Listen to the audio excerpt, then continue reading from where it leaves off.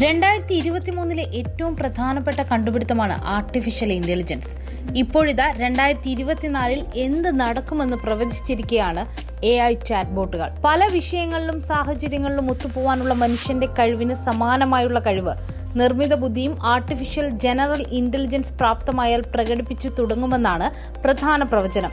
2024 biotechnology വലിയ തോതിൽ മനുഷ്യരിൽ മാറ്റങ്ങൾ ഉണ്ടാക്കുമെന്നും പ്രവചനമുണ്ട്.